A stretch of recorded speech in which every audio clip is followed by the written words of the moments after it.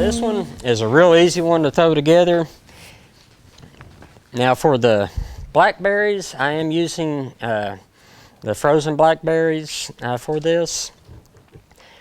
And because actually for right now they had a sweeter flavor because I compared the two, so I went with the frozen ones. And then the apples, I'm using Golden Delicious instead of the Granny Smith, but I mean you can use whatever your preference for this.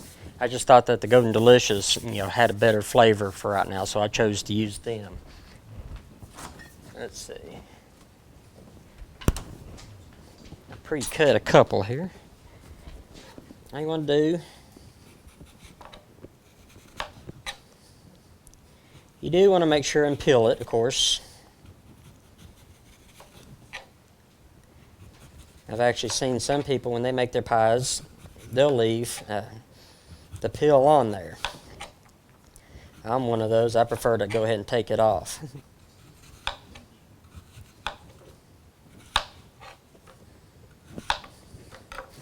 We're going to be cubing these, basically down to a bite size, which is about 1/2 inch.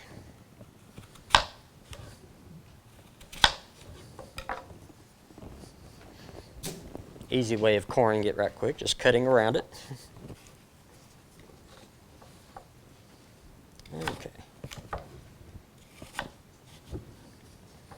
So you're looking for roughly about a shape about that big.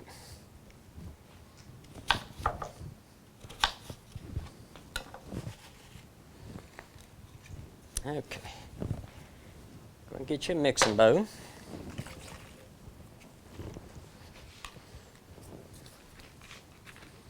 Put a little lemon juice in there. Go ahead and mix up the fruit in the lemon juice first. This will help prevent it from turning brown on you too quick. Now the apples, of course, are really sweet. Of course, I tried a couple before this, so I know. So you're not going to use as much sugar on this part.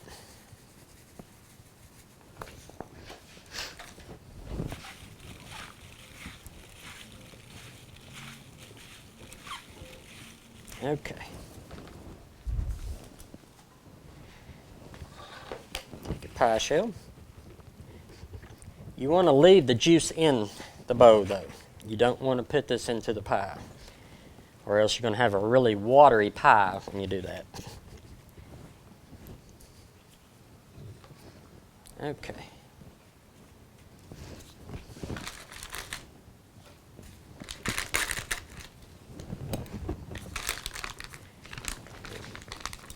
And our blackberries here. Oops. And just a little bit more lemon juice there.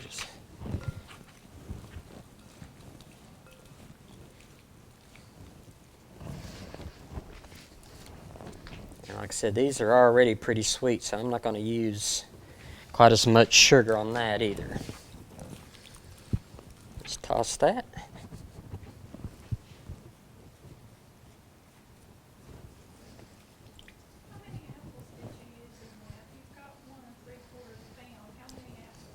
Depending on the size, I actually used 2 apples for this one.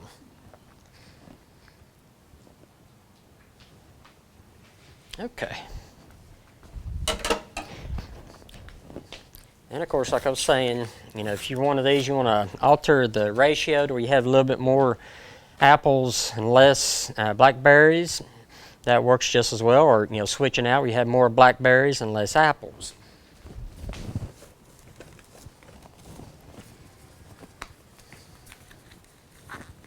Now for the streusel,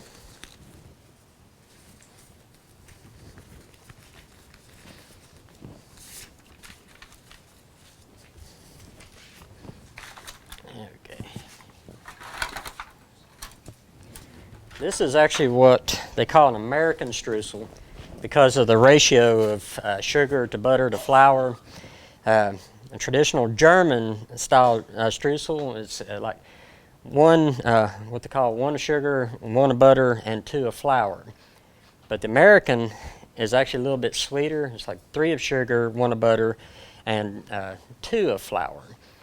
And with me though, I like a little bit stronger butter flavor because I added just a little bit extra butter. So I do like a 3-2-2 when I do mine.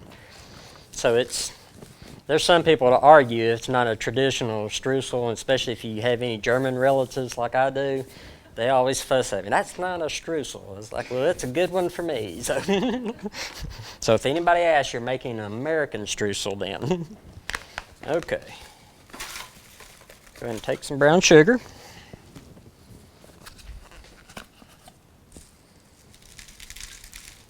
And the oats.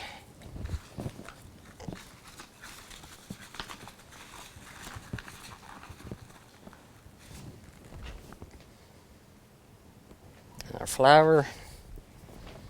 And the seasons. I always go light on the cloves because it is really strong.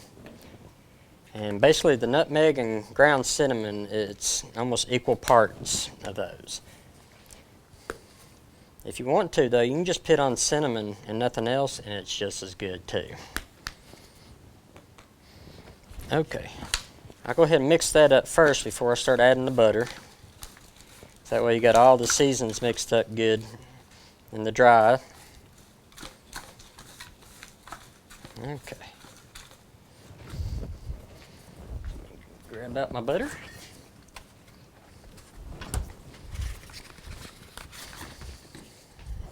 Okay, I'm going to add just a little bit of salt.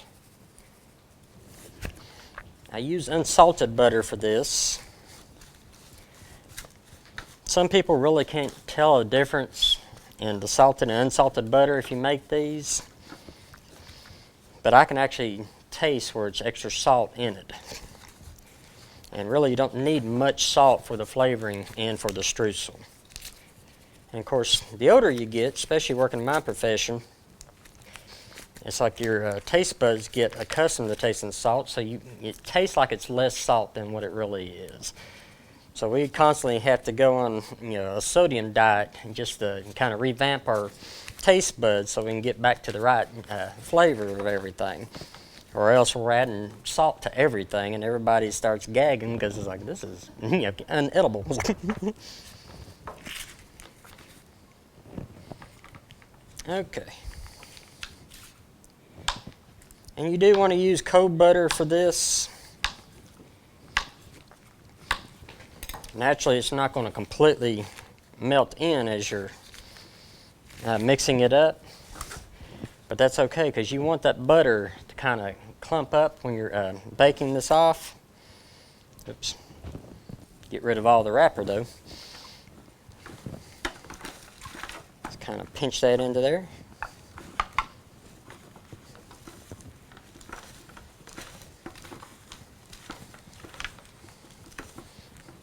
And you can use an electric mixer for this on low speed. You don't want to throw this stuff everywhere on you. But I still prefer to do this by hand because you get the right texture by the feel of it more than you can just from simply looking at it too.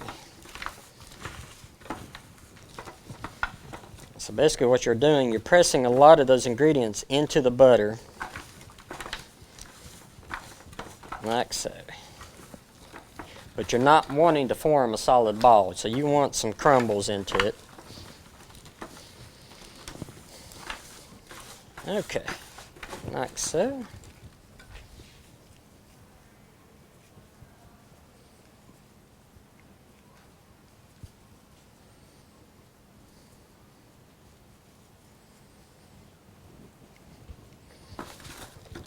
And of course, it's one of those things also with your preference. You can use a little less if you wanted to, or you can use a little bit more if you wanted to. Because if you're like me, I like a lot of streusel because I like that cookie flavor when that butter melts and it crisps up a little bit. I could sit there and just eat that by itself. Okay. Sprinkle the remainder of that.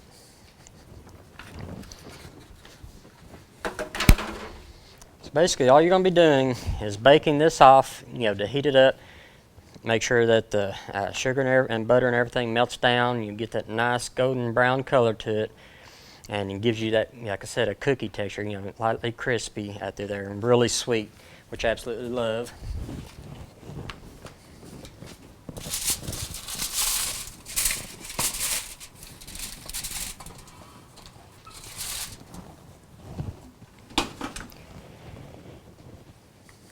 And voila.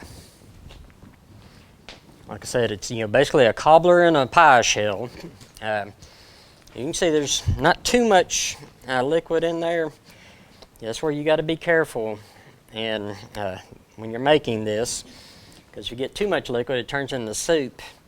And if you have a problem with that, one of the things you can do is, it's going to sound funny at first, you're going to add a little bit of water, but you're going to take cold water with some cornstarch, and just use that as a thickener and add that into there, and that'll help it congeal a little bit. Because sometimes you can have it where the fruit could be really juicy and it can cause that, and so that will actually help to prevent it from getting too moist that way. Okay, change gloves here.